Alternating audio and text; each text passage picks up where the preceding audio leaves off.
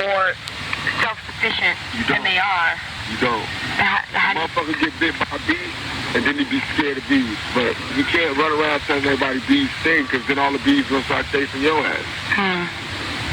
So it's like, I got stung. I know they sting. Now I don't, I look out for the bees. That's one. It starts one at a time. Let me just see if there's anything else.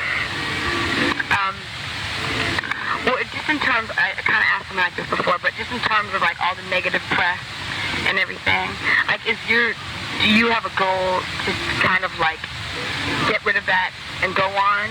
Yes. I want to be somewhat of an ambassador internationally for my generation, not just for young black males, but for my generation as a whole. Because I feel like I could represent us, you know what I mean? Yeah. I'm a high school dropout, I was homeless, I came from a broken home, I came from the 60s union, a lot of things that I think a lot of people have in common that I could be a representative for. Definitely. I mean, that's what I was telling Kid out of it. It's sort of like all the things that you had to go through are the biggest predicaments that America has to deal with.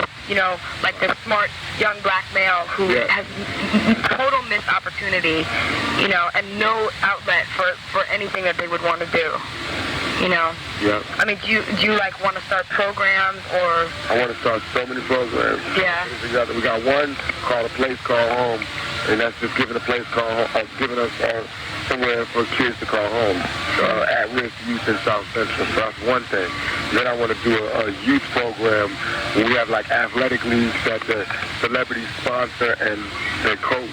And we have these big games, cross-country, intramural sports, hooked up through the schools that only students that have 100% attendance can participate in. And like getting physical fitness back into the community, and getting team sports back into the community, and the will to win, and competition, and ambition, excellence. Get that back into the streets there.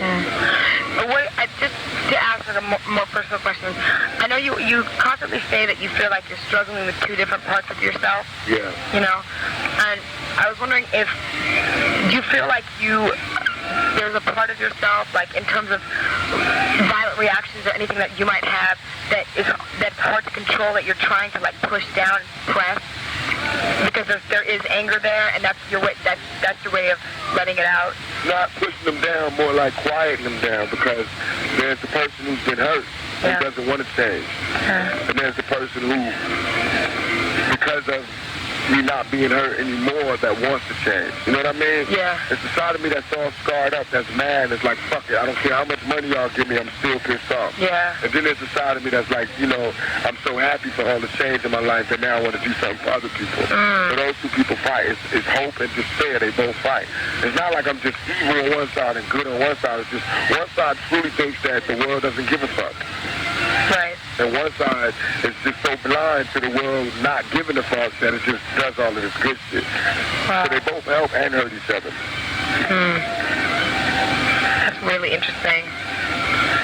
I think, that's great, because I don't know, that sounds like a dilemma that is so common, and I think the more you speak about it, the more helpful you'll be. Even if you do programs and stuff, the more you talk about your personal experience. That's why I said I really do feel like my struggle is not just mine, it's a lot of people's. It might be a Gemini thing for me, but for somebody else it could be a spiritual thing, because that good and that bad that I was just talking to, that hope and despair I was just referring to, can be good and evil.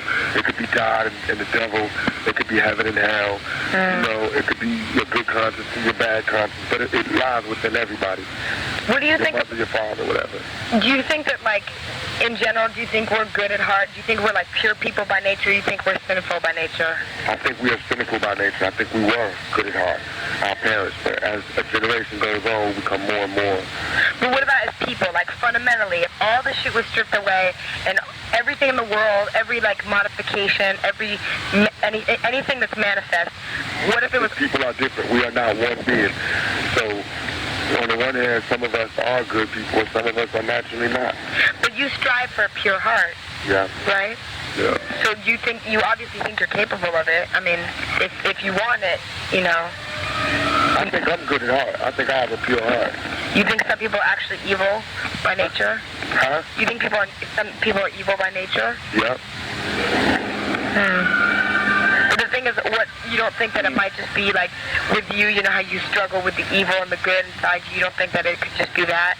Oh, for sure, but by me not being in their brain and by them not expressing it to me, I'm not knowing. So you just take... Just like all rappers that make hardcore songs don't feel like me. They might just be like, fuck it. You know what I mean? Yeah.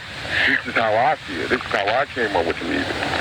What do you feel about this whole idea of like, you know, keep it real, stay in the ghetto, you know, even if you make money and you become successful? That is fake. It's just bullshit. You can't. I got all the money in the world. I cannot be in the ghetto. It's impossible.